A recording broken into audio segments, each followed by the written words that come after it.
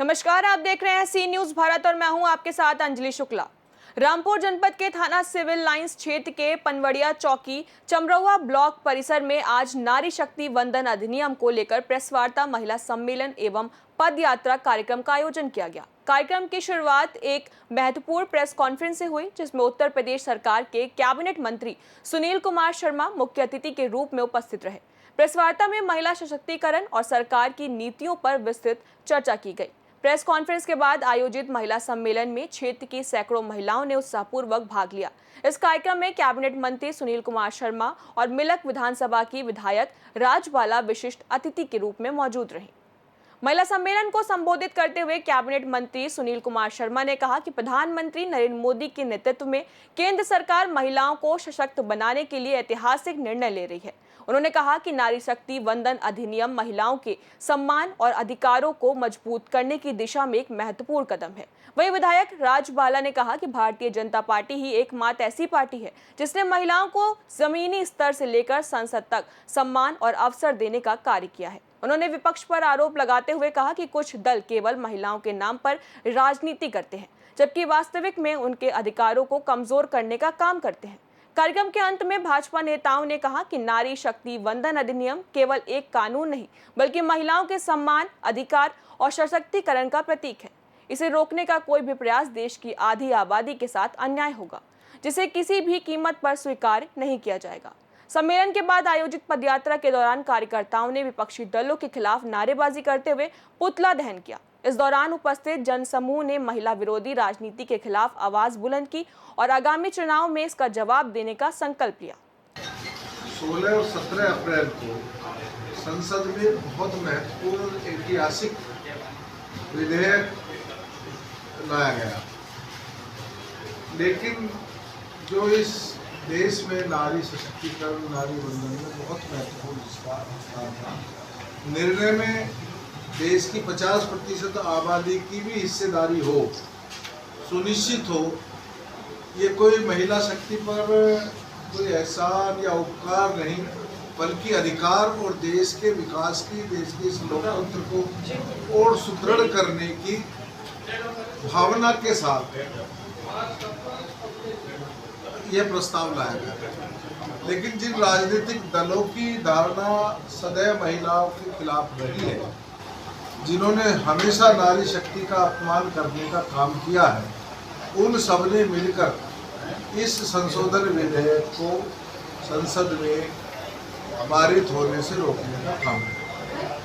कांग्रेस ने शाहबानों का केस लाकर शाहबानों के प्रकरण में संसद में उसको सुप्रीम कोर्ट के निर्णय को बदल करके बताया था कि उनको महिलाओं के सम्मान या उनके जीवन रक्षण या उनके जीवन से कोई ताल्लुक नहीं है, वो केवल वोट बैंक की राजनीति है। समाजवादी पार्टी का नेतृत्व पहले ही कह चुका है कि लड़के हैं, लड़कों से तो गलतियां हो जाती हैं। जिन दलों की सोच इस प्रकार की हो, उनसे यह उम्मीद नहीं की जा सकती, लेकिन हमारा प्रयास था कि सब लोग आए। माननीय मोदी जी का प्रयास था कि सभी दल आकर के इस संशोधन विधेयक को पास करें। इस संशोधन विधेयक में किसी का अधिकार छीन नहीं रहा था और ये संविधान की लोकतंत्र को मजबूत करने के लिए बहुत आवश्यक था, जिसमें 33% महिलाओं को आरक्षण दिया जाना था, जिसमें 2011 की जनगणना के आधार पर 2029 के होने वाले चुनाव में हमारी सरकार चाहती थी कि सीटें आरक्षित करके उनको दी जाए। इसमें विलंब नहीं होना चाहिए, इसलिए तत्काल परिसीमन करना आवश्यक था और उसमें किसी भी राज्य के साथ कोई भेदभाव नहीं था और किसी भी राज्य का अधिकार छीना नहीं जा रहा। यह गलतफहमी फैलाई गई कि दक्षिण राज्यों का इससे क्षति पहुंचेगी, उनकी सीटें कम होंगी और ये षड्यंत्र है, जबकि ऐसा नहीं था।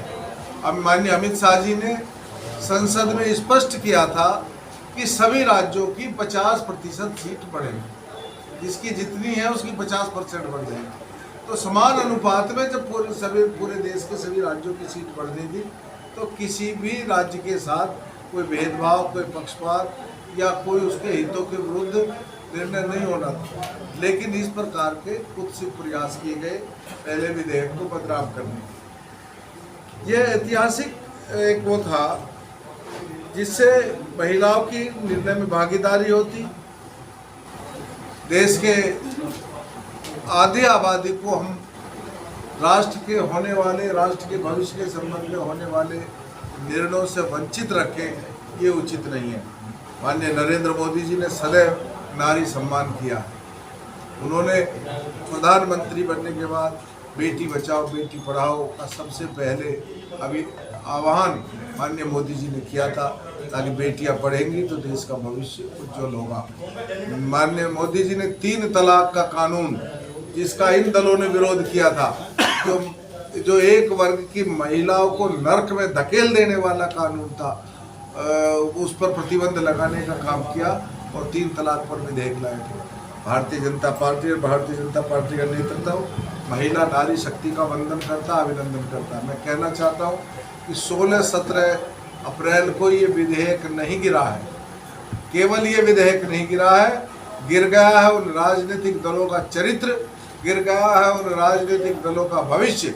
ये इतिहास गवाह है कि जिस दल ने नारी शक्ति का अपमान किया है, वह दल राजनीतिक क्षेत्र से, सत्ता से कोसों दूर चला गया है।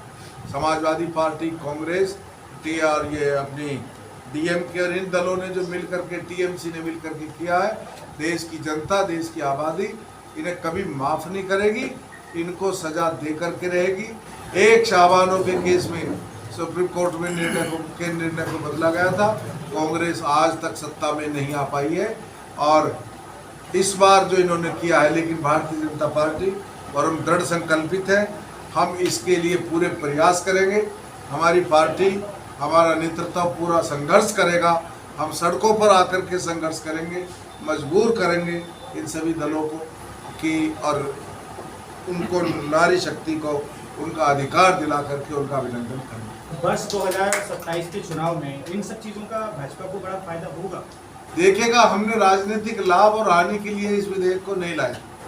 यह विधेयक बहुत ही पवित्र भावना के साथ लाया गया था, लेकिन जिन दलों ने इस विधेयक को गिराने का काम किया है, उनको नारी शक्ति, इस देश की आबादी 50% आबादी कड़ा जवाब देगी और उनको दंडित करने का काम 2027 के चुनाव में करेगी, उनका सूफड़ा साफ हो जाए। और पश्चिम बंगाल में जो चीज़ें हुई अभी हाल के ही दिनों में, जो चुनाव में उसका भी कुछ, अब पश्चिम बंगाल के चुनाव में भारतीय जनता पार्टी सरकार बनाएगी, अब निश्चित रहेगी। 2027 के चुनाव को लेकर कैसी तैयारियां भाजपा? भारतीय जनता पार्टी सदैव चुनाव के लिए तैयार रहती है, क्योंकि हम भारतीय जनता पार्टी के कार्यकर्ता जमीन पर काम करते हैं, जनता के बीच में रह करके काम करते हैं, सेवा का कार्य करते हैं। भारतीय जनता पार्टी का एक ही लक्ष्य है, जनसेवा और देश का और प्रदेश का विकास करना, वो हमने किया। दूसरे दलों का एक ही एजेंडा रहा है कि एक जमाना था कि इस प्रदेश को बदमाश और अपराधिक गिरोह गैंग चलाते थे, 1 डिस्ट्रिक्ट 1 माफिया था, अब 1 डिस्ट्रिक्ट 1 प्रोडक्ट है, अब 1 डिस्ट्रिक्ट 1 यूनिवर्सिटी है, अब 1 डिस्ट्रिक्ट 1 मेडिकल कॉलेज है, अब 1 डिस्ट्रिक्ट 1 व्यंजन है। हम लोग इस प्रदेश को बिना कोई टैक्स लगाए, बिना कोई टैक्स में वृद्धि किए, माननीय योगी जी के नेतृत्व में उत्तर प्रदेश सरकार ने हमारी आय को 3 गुना करने का काम किया है। श्री अखिलेश यादव जी की सरकार का अंतिम बजट 3,36,000 करोड़ रुपए का था, और हमारी सरकार का 9 साल का बजट 9,12,000 करोड़ का है, जो लगभग 3 गुना है। इसके लिए हमने कोई टैक्स नहीं लगाया, कोई टैक्स बढ़ाया नहीं। इसी में 2 साल का कोविड का कार्यकाल भी हमारी सरकारों ने झेला, और हमने किसानों का कर्जा माफ़ किया, हमने स्टाम्प ड्यूटी में भारी छूटें दी हैं। उसके बाद भी हमारी सरकार, माननीय योगी जी की सरकार, 3 गुना बजट पेश करने में संभव हो पाया। पंचायत चुनाव को लेकर कहते हैं, पंचायत चुनाव अपने लिए होंगे, समय पर होंगे। चुनाव तो बहुत पीछे जा चुके हैं, इस हिसाब से देखा जाए तो फिर समय जो कार्यकाल पूरा होने जा रहा है, यदि चुनाव की हो सके। देखिएगा, बहुत सारे संवैधानिक विषय है, पंचायत चुनाव मेरा विषय नहीं है, लेकिन मैं ये कह सकता हूँ कि प्रदेश में जनगणना प्रारंभ हो गई है, और उसके जो संवैधानिक पहलुओं को देखते हुए पंचायत चुनाव कराए जाएंगे, आप इससे निश्चित रहिए। सर समाजवादी अपने मैनिफेस्टो में 300 पर यूनिट बिजली परिवार को देने का सर वादा कर रही है, लेकर आइए क्या बिल्कुल कर सकती, क्योंकि बिजली आएगी तो है नहीं। जब बिजली आएगी नहीं तो सारी यूनिट माफ कर दो। इटावा और सैफई को छोड़ के किसी, जब उनका राज था तो किसी जिले में बिजली आती थी। जब बिजली आएगी नहीं तो यूनिट का मतलब क्या होगा? अच्छा, आज आपका क्या कार्यक्रम है सर? आज मैं यहाँ आया हूँ और जो पार्टी ने, संगठन ने कार्यक्रम तय किया है महिला जन आक्रोश यात्रा, उसके प्रारंभ में भी मैं शुरुआत की दौर में रहूँगा और तो आप लोगों से मुख्य रूप से पत्रकार वार्ता करने का लिए। तो महिलाओं का जो आक्रोश है, इसका पहला कदम रामपुर से है या पूरे देश भर में ही चल रहा है? पूरे देश में चल रहा है। महिला आक्रोश के में ये विपक्षी दल जिन्होंने इस विधेयक को गिराया है, जल करके खाक हो जाएंगे। धन्यवाद। रामपुर से सी न्यूज संवाददाता राजू राजपूत की रिपोर्ट। रामपुर में आयोजित यह कार्यक्रम महिला सशक्तिकरण को लेकर राजनीतिक और सामाजिक दोनों स्तर पर चर्चा का केंद्र बन रहा है, जिसमें बड़ी संख्या में लोगों की भागीदारी देखी गई है। फिलहाल इस रिपोर्ट में इतना ही। देश और दुनिया की तमाम बड़ी खबरों के लिए देखते रहें सी न्यूज भारत।